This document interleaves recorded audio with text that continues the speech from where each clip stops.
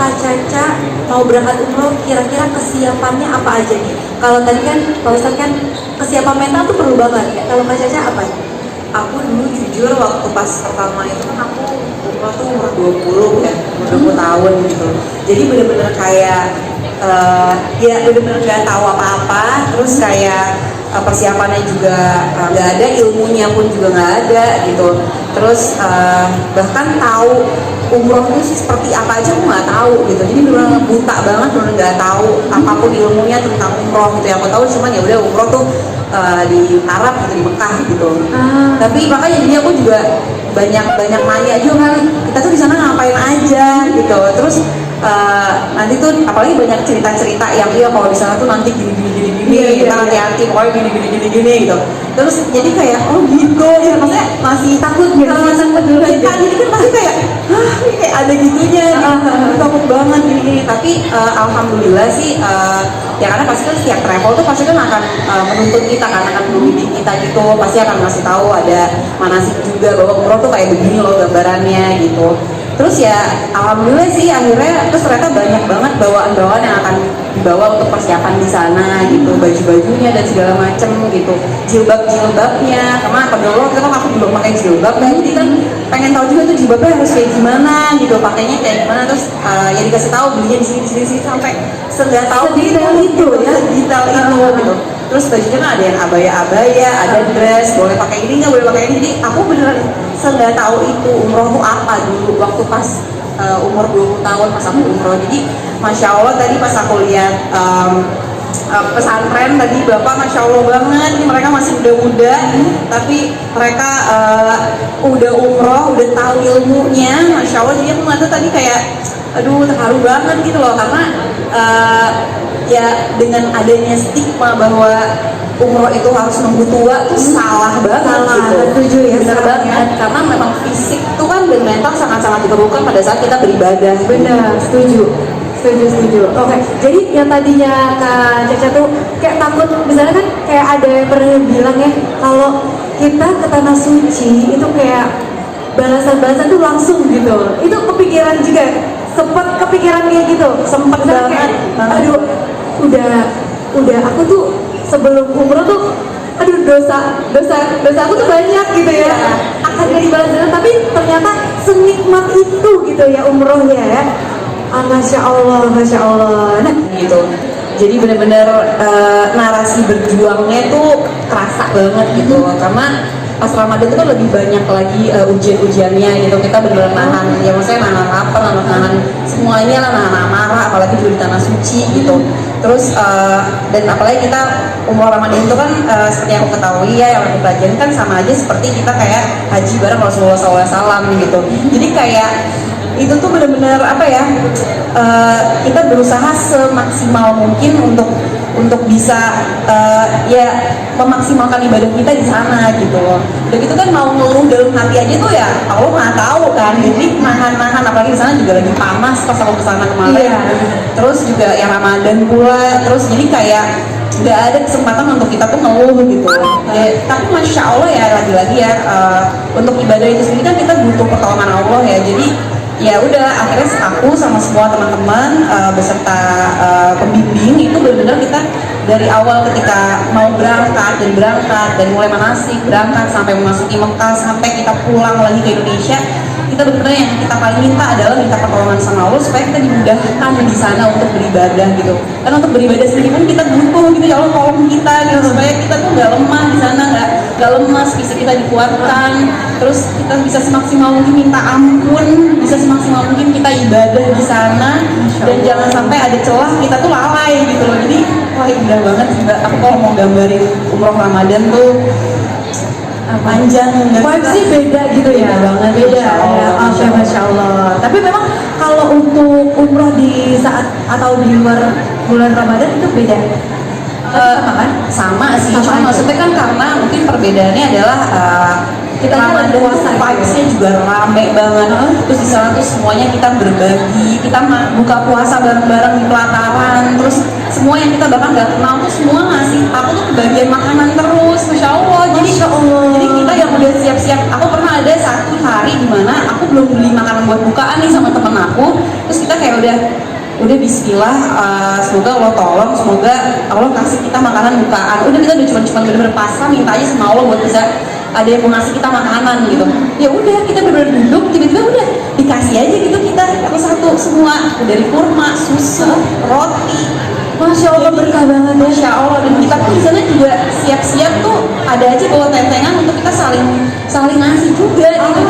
Itu semua Saling memberi semua ya, saling berlomba-lomba Masya Allah sih. kebaikan gitu di sana ya. Jadi mungkin itu kali ya spesialnya umroh Ramadan tuh itu sih. Jadi itu yang aku nggak lupa. Terus udah gitu tarawehnya juga. Jadi dan itu kita juga harus kuat karena kan taraweh di sana lama banget ya. Iya, berapa kali? Di sana tuh kayaknya hampir Lama ya? Aku lupa sih, cuman Lama. aku takut salah juga. Tapi lumayan lama karena kan bacaannya panjang-panjang Benar, gitu iya, kan. iya, iya. Jadi aku tuh bener kayak sebelum satu minum, ya Allah semoga dengan minum kopi ini atas izin Engkau ya Allah, tolong ya Allah saya melek ya Allah. Bener-bener takut ngantuk gitu. Ada banget. Ada gitu itu ada banget. Lama banget mbak kayak masya Allah tolong ya Allah gitu. Jadi ya itu pas selama pas bulan Ramadan tuh kayak gitu sih pengalamannya. Masya Allah, luar biasa banget ya teman-teman, tepuk tangan dong. Wah, ini memang vibes-nya memang beda ya umroh Ramadan ataupun di luar Ramadan seperti itu. Karena kita juga lagi berpuasa, kita juga selain sehat mentalnya juga harus sehat fisiknya juga ya, apalagi plus puasa ya menjalankannya. Nah, Pengen banget sih, pengen banget gitu. Karena kan mereka kan suka nanya kalau mau ke sana, ibu di sana tuh ngapain gitu. Terus di sana tuh Ka'bah tuh kayak apa gitu. Terus kayak anak aku yang kecil tuh si Miguel, dia suka nanya, ibu Gege pengen ke Ka'bah. Jadi dia kira tuh Ka'bah tuh kayak cuman pergi naik mobil terus ada Ka'bah gitu. Padahal ya maksudnya di sana gitu. Terus jadi kayak gitu sih, mereka penasaran gitu kayak apa, karena mereka biasanya nonton di YouTube aja kan kayak gimana ibadahnya dan segala macam. Jadi kepengen sih ngajak mereka tuh untuk melihat bagaimana umroh tuh seperti apa dan Mekah tuh gimana, Madinah tuh gimana. Jadi sejak dini sih emang kita harus nanamin itu sih ke anak-anak kita. Jadi kayak ya semoga ada jalannya Allah mudahkan untuk aku bawa anak-anak ke sana. amin, amin, amin ya teman-teman ya. Boleh dong amin ya rabbal alamin buat Kak Caca dan juga anak-anak ya. Nah, oke. Nah, kalau kita mengaitkan ya dengan acara dari Riting sama Saudi Arabia ini, destinasi Arab Saudi mana nih yang mau dikunjungi apabila mendapat kesempatan lagi untuk berangkat ke Arab Saudi? Mungkin dari Kak Caca dulu. Ya, aku sebenarnya banyak sih sebenarnya aku pengen, karena kan sejauh ini aku ya baru ke Mekah aja gitu. Jadi aku pengen ke Dubai, itu belum pernah. Terus Abu Dhabi. Oke. Teman-teman aku nih banyak yang pernah kesana kan, terus pengalaman mereka bilang Dubai itu bagus banget gitu. Terus Abu Dhabi juga bagus banget. Jadi kayak penasaran kayak apa sih gitu, karena kan selama ini ya udah kita tahunya Arab Saudi tuh ya udah Mekah gitu, tapi ternyata kan banyak banget masya Allah negara-negara mereka tuh yang patut kita kunjungin gitu loh.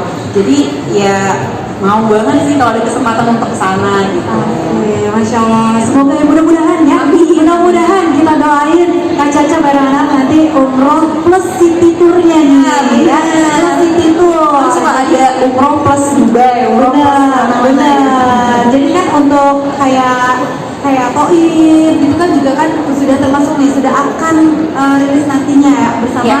Riting sama Saudi Arabia. Ada juga Al-Ula seperti itu ya. Ada kota-kota destinasi spiritual kayak gitu, nanti insya Allah akan didatangi juga sama Kak Caca ya. Iya bener Amin. banget. Nah, itu aku belum sempet soalnya Taif gitu aku belum. Belum juga ya. Oke, semoga mudah-mudahan ya. Nanti kita bareng Kak Caca kalau gitu. Amin. Oke, kalau dari Pak Ustaz? Oh, kenapa? Karena menurut aku perjalanan umroh itu selalu rewarding banget karena selalu ada value gitu di dalamnya. Jadi bukan cuma happy aja, tapi ada keterkaitan kita sama Allah pastinya. Dan nggak kalah menarik kok sama perjalanan kita ke negara-negara lain, karena ini lebih besar value-nya untuk kita semua. Dan pastinya banyak sekali destinasi-destinasi yang kita perlu kunjungi, yang mungkin kita nggak tahu ya. Tadi pun aku selalu melihat banyak banget destinasi yang belum kita kunjungi. Jadi kenapa kita nggak mengutamakan ini dulu dibandingkan jalan-jalan ke tempat-tempat yang lain gitu? Karena sekali lagi jangan memakan stigma bahwa umroh itu nunggu tua aja, karena kita nggak pernah tahu hari esok akan terjadi seperti apa kan. Jadi selagi kita mampu, selagi fisik kita masih kuat, selagi kita masih muda, masih semangat, kenapa enggak gitu. Insya Allah semoga kita semua dapat panggilan untuk bisa beribadah umroh. Amin. Masya Allah, amin, amin ya rabbal alamin. Tepuk tangan dong teman-teman. Aku untuk bisa terus istiqomah, karena lagi-lagi saya nggak bisa mengandalkan diri saya sendiri, kita nggak bisa mengandalkan diri kita sendiri. Jadi yang sejauh ini saya pelajari bahwa untuk kita istiqomah tuh kita butuh ilmu pastinya, kita butuh guru, kita butuh lingkungan gitu. Itu yang paling saya pegang teguh sih, karena biar bagaimanapun ketika saya mengandalkan diri saya sendiri maka saya akan lemah gitu. Dan insya Allah ya Bismillah, lagi-lagi cuman satu sih, kita banyak-banyak minta tolong sama Allah supaya kita istiqomah gitu. Karena dengan kita nggak minta tolong sama Allah ya bisa jadi ya udah gitu. Maksudnya mungkin banyak banget yang bisa menjadikan saya tuh saya tergoda gitu untuk hidup suka-suka saya gitu. Tapi lagi-lagi cuman Allah yang bisa nolong kita sih, gitu aja sih. Saya nggak berani banyak-banyak karena saya pun juga lagi berjuang untuk istiqomah gitu. Masya Allah, balik kita nggak akan ngerti gitu, karena mereka juga masih kecil-kecil gitu. Tapi mungkin sejak ini untuk mengarahkan mereka akhirnya mau umroh atau mau beribadah ke sana, mungkin sejak ini ya Bismillah ya Bismillah, yang bisa kita lakukan adalah mungkin salah satunya mengenalkan Allah tuh kepada mereka gitu. Seberapa kita butuhnya sama Allah gitu. Jadi supaya mereka ngerti gitu loh bahwa ada rangkaian-rangkaian ibadah yang Allah persiapkan untuk kita gitu. Jadi kalau cuma aku kayak kenalin kita harus umroh ya, ini Ka'bah nih, ya mereka nggak akan ngerti gitu. Ngapain kita kesana gitu ya? Mendingan ya tadi seperti Mas Saka bilang, mendingan kita ke Bismillah aja. Kemudian kita main gitu di Tempar daripada kita ngapain ke situ sih Bu gitu. Jadi ya sejauh ini sih yang bisa aku lakukan sebagai orang tua ikhtiarnya adalah ya memberikan pengenalan kepada mereka bahwa inilah Allah, inilah Rasulullah SAW, inilah ibadah-ibadah yang sudah Allah siapkan untuk kita gitu. Jadi dibikin bagaimana caranya mereka tuh tertarik gitu loh sama yang namanya ibadah ini sendiri gitu. Karena ketika ya sama aja lah, kita ketika belum mengenal seseorang pasti kan kita juga nggak akan cinta sama orang itu, kita mungkin nggak akan nurut sama orang itu. Tapi begitu kita udah cinta sama pencipta kita udah cinta sama orang yang kita suka, mungkin kita akan nurut dan mungkin kita akan mau gitu loh untuk kesana gitu, untuk mengenal mereka. Jadi saya masih jauh banget, saya akan terus belajar. Jadi kalau Mas Raka tanya, saya pun lagi berjuang Mas untuk bisa mendidik anak-anak saya. Bismillah. Terima kasih banyak Mas Raka.